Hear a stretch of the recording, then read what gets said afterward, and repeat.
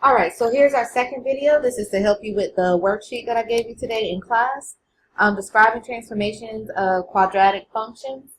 The first two things are the same thing you wrote on your notes. That f of x is the same as y. Okay, it's just a name. And it is your pre-image. Alright. Now we're going to do an example where we write the function notation of the transformed image. So the example says transform the graph f of x equals x squared plus 2, write 4 units and flip. Okay, so function notation for that will look like this. The negative is 4 flipped. Then we have f of x because that's our function.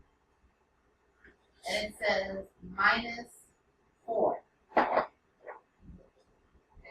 It says write 4, so we're going to write minus 4, sorry. Alright, so that would be our function notation. Negative f of x minus 4 close parentheses. Alright, so sometimes your problem will say that your transformation results in a new function, okay, called the image. Okay, it can be f prime of x, or it could be g of x, okay, something like that. But your problem will state what it is. And so our image for this function, because we moved it, we flipped it and we moved it right forward, our image would be g of x equals negative x minus 4 squared plus 2. Alright, so you see we added the negative to the original function, and then we also added in the minus 4 next to the x, because that moves our graph to the right, and then we kept the plus 2 because that didn't change.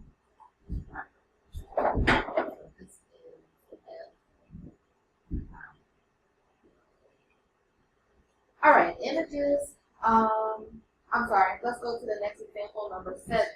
It says the function f of x equals 4x was replaced with f of x plus 5, resulting in the function g of x.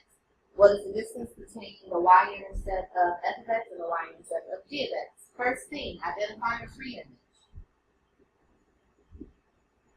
So the pre-image is f of x equals 4x. Now you want to identify the transformation. The transformation is f of x plus 5. And that's going to result in g of x. Okay, now you want to plug the transformation into the pre-image.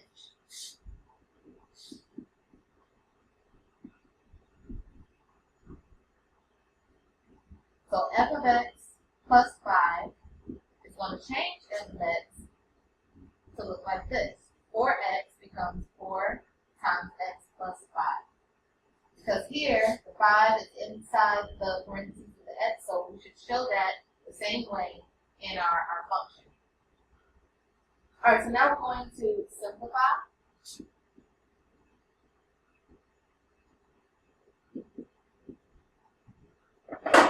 So we know that f of x plus 5, that f of x plus 5 will be g of x. And so I'm going to write this again.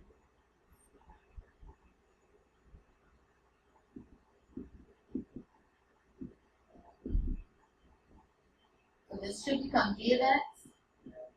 And then I'm going to distribute here. 4 times x is 4x, and 4 times 5 is 20. You will not have to do that in every problem, but we're going to do that here because this is a linear equation, actually.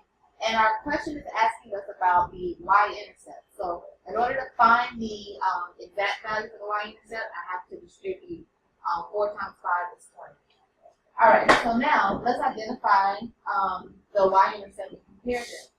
Final step. Compare the y-intercepts, because that's what our question is asking us here. Other questions may ask you to identify x-intercept, or compare x-intercept y-intercepts and compare slopes or anything like that. This one asks us about y-intercepts. So compare the y-intercepts. What's the y-intercept of g of x? Is 20.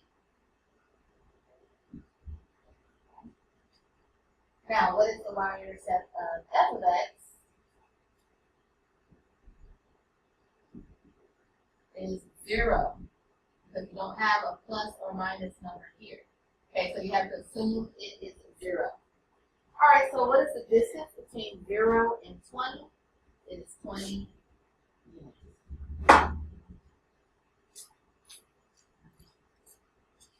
Alright, one more.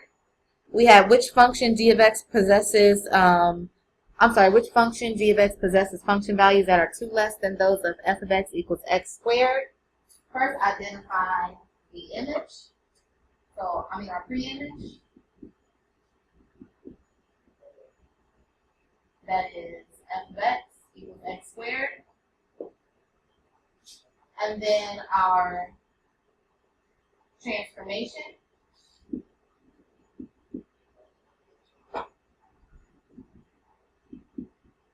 Okay. It says 2 less than our function, so that would be f of x minus 2. F of x is our function, so 2 less than will be subtracting 2. Now we want to plug in that transformation. And this becomes g of x, I'm sorry. So now plug it in. We have f of x minus 2 equals x squared minus 2. So g of x equals x squared minus 2. So your answer is B. If you have any questions, ask me or post them on Google Classroom. And I'll see you guys next week.